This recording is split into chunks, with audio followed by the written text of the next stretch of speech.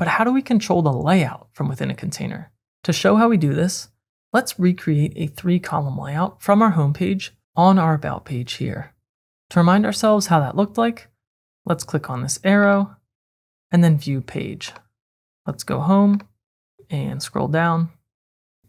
And this 3-column layout is what we want to recreate.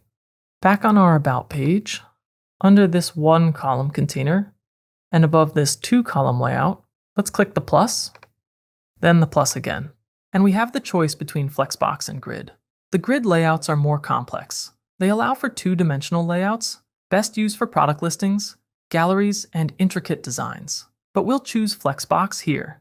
Flexboxes are best for simple row or column layouts, and they look best on different screen sizes. Let's choose the first simple structure, and that will create our first container. Under the Layout tab of this container, let's make sure that full width is selected under Content Width. Then let's add another container to go inside of this original container by clicking Add Element and dragging the container inside. This will be the first of 3, so we need to resize it to fit, making sure that the content width is set to full width. Let's change the width value to 33.33. Now that we have our first, we can duplicate this to save time. So let's right-click, duplicate up here. Or we can use Command D on a Mac or Control D on Windows to do the same thing. And as you can see, our containers have been arranged in a vertical fashion.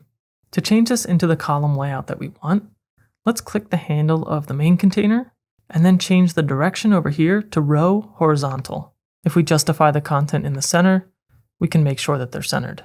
With our 3 columns now set up, we can continue to add some content.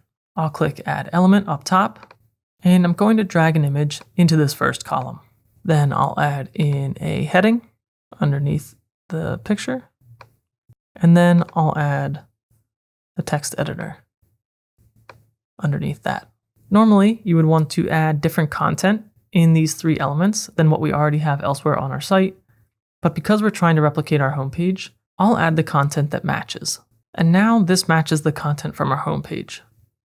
If we scroll down, we can see that this heading style isn't the exact same as this heading style. One thing that we could do is open the settings for this heading. We could come to Style, Typography, and we could transform this heading to be uppercase. Or if we click on this heading and then right-click, copy, we can come to our new heading, right-click, paste style. Next, if we wanted to fill out this same structure of the container in these 2 other columns, it will be faster to duplicate what we already have here than to drag and drop the elements into these empty containers from scratch. So let's right-click and delete these 2 empty containers on the right. Then, if we select our first container, we can right-click and duplicate, and Command D to do it once more. After duplicating the containers to create consistency across the containers, filling in our content then is much faster. One more thing we could do here is add some padding within our container to give ourselves room at the top. Let's click the container handle, and then on the Advanced tab, unlink the padding values, and let's try 50 pixels here at the top.